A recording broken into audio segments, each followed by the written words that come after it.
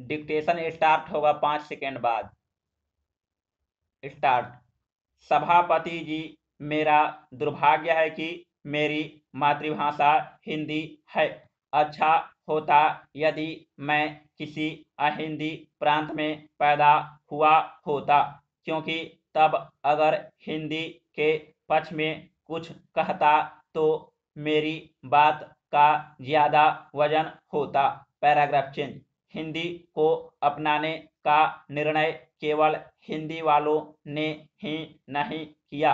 हिंदी की आवाज पहले अहिंदी प्रांतों से उठी। स्वामी दयानंद जी, महात्मा गांधी या बंगाल के नेता हिंदी भाषी नहीं थे। हिंदी हमारी स्वतंत्रता के आंदोलन का एक कार्यक्रम बनी और 15 सूत्रीय कार्यक्रम के अंतर्गत उसका समावेश किया गया। हमारे संविधान का जो पहला मसौदा बना उसमें अंग्रेजी के लिए 5 वर्ष की अवधि देने का तय किया गया था। हिंदी अंकों को अंतर्राष्ट्रीय अंकों का रूप दिया गया।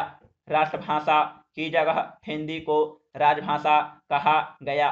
उस समय अहिंदी प्रांतों से हिंदी का विरोध नहीं हुआ था, लेकिन 15 वर्ष में हमने क्या किया?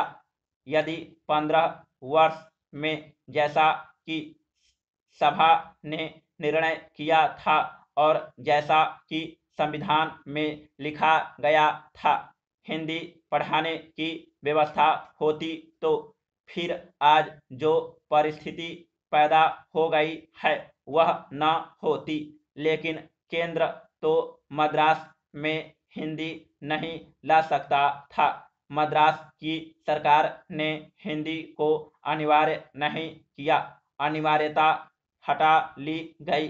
परीक्षाओं में पास होना भी अनिवार्य नहीं रहा और वहां हिंदी की पढ़ाई एक हास्य बनकर रह गई। Paragraph change. हमारे दक्षिण के 2 सदस्य बोले। उनका कहना है कि वे हिंदी के विरुद्ध नहीं हैं। दक्षिण के लोग हिंदी पढ़ रहे हैं।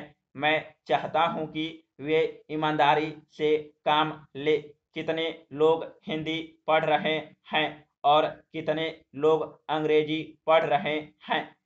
क्या यह सच नहीं है कि हर वर्ष अंग्रेजी पढ़कर निकलने वाले विद्यार्थियों की संख्या ज्यादा है, हिंदी पढ़ने वाले लोगों की संख्या कम है? यह अनुपात हमेशा बना रहेगा। हम अपने को धोखे में न रखें। मैं किसी भी अहिंदी प्रांत पर हिंदी लादने के विरुद्ध हूँ। मद्रास में जो कुछ हुआ वह उसने हमें बड़ा व्यथित किया है।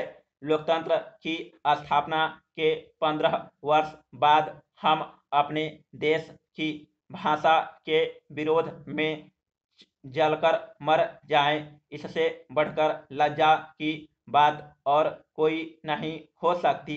दुनिया वाले हम पर हंसते हैं, लेकिन जो जलकर मर गए, मैं उनकी भावना का आदर करना चाहता हूँ। यह बात अलग है कि वे हिंदी के विरोध में मर गए। समाप्त।